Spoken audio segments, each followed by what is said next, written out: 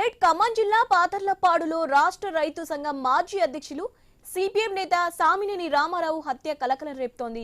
గుర్తు తెలియని వ్యక్తులు కిరాతకంగా హత్య చేశారు. ఘటనా స్థలానికి చేరుకున్న పోలీసులు విచారణ చేపడుతున్నారు.